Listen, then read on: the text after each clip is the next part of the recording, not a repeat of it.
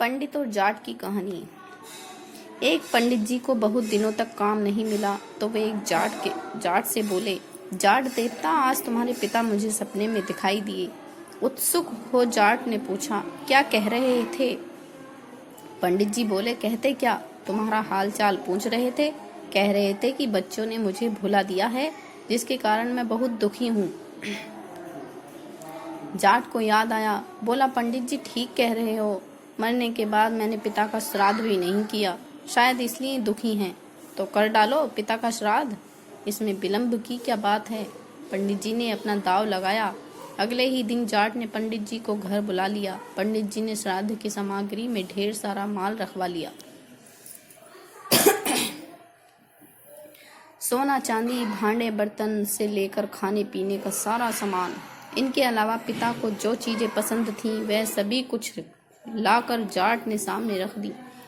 धूमधाम से श्राद्ध की तैयारी हुई। जाटनी से कहकर तरह तरह के पकवान बनवा लिए। मन ही मन पंडित जी खुश थे, आज तो चकाचक माल उड़ाने को मिलेगा, साथ में इतना सामान भी। अपने सामने आसन बिछाकर पंडित जी ने जाट को बिठा लिया। बोले, अब श्राद्ध शुरू करते हैं। इतनी देर तुम्हें इस बात का ख्याल रखना है कि जो मैं कहूँगा वही तुम्हें कहना है, और जैसा मैं करूँ वही करना होगा। जाट ने बात मान ली। दोनों आमने सामने जमकर बैठ गए। श्राद्ध शुरू हुआ। पानी की तरफ इशारा करते हुए पंडित जी जाट से बोले, आचमनी में जल लेकर पहले आचमन कर डालो। उसी तरह लोटे की तरफ इशारा करते हुए जाट भी पंडित जी से बोला, आचमनी में जल लेकर पहले आचमन कर डालो।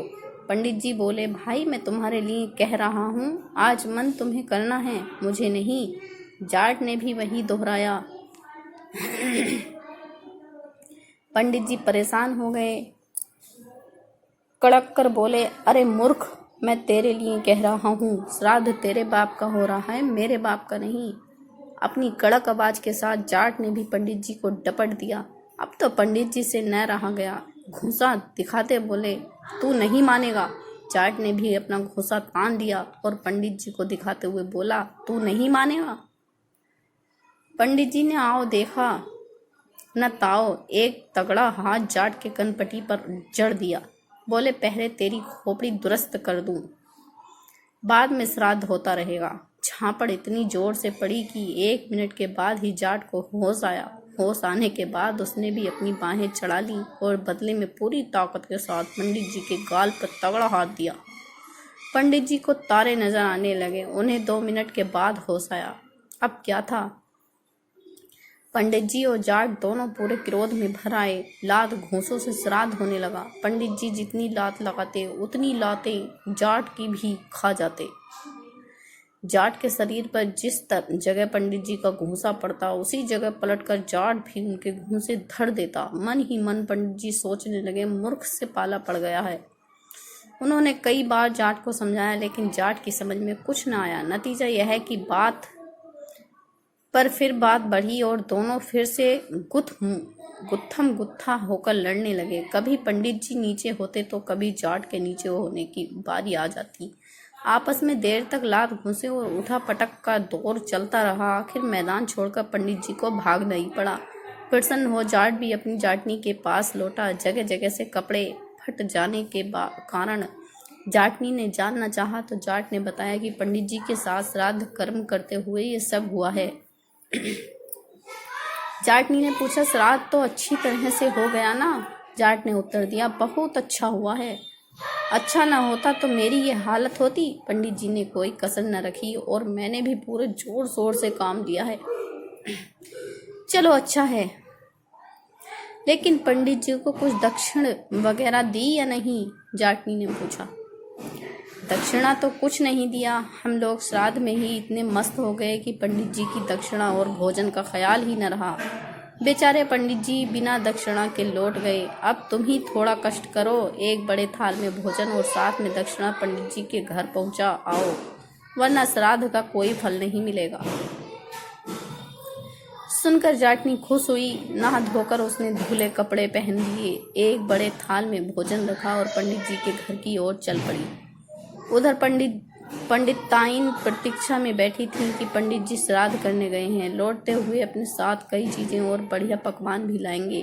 किंतु पिटी पिटाई हालत में जब उसने पंडित जी को लौटा हुआ पाया तो बहुत दुख हुआ। सारी कहानी सुनकर वह क्रोध से लाल पीली हो उठी। पंडित जी का क्रोध अभी उतरा न था, दोनों पति पत्नी क्रोध से उबल रहे थे। अचानक जाटनी को अपने घर आया देख दोनों उठ खड़े हुए, गुस्से से मुट्ठियां तन गई। घर के अंदर कदम रखते ही दोनों जाटनी पर टूट पड़े, सारा क्रोध उस पर झाड़ दिया। जाटनी बेचारी चुपचाप उनकी मार सहती रही।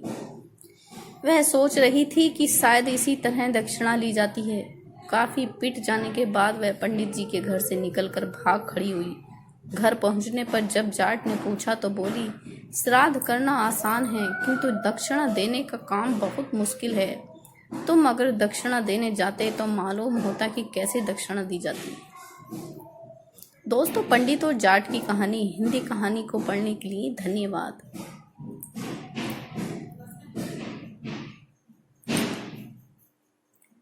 अगर दोस्तों आपको ये कहानी कैसी लगी नीचे कमेंट करके हमें ज़रूर बताइएगा। अगर आपको ये कहानी पसंद आई हो तो अपने दोस्तों के साथ ज़रूर शेयर करें और ऐसी ही प्यारी कहानियाँ सुनने के लिए हमारे YouTube चैनल से जुड़ें।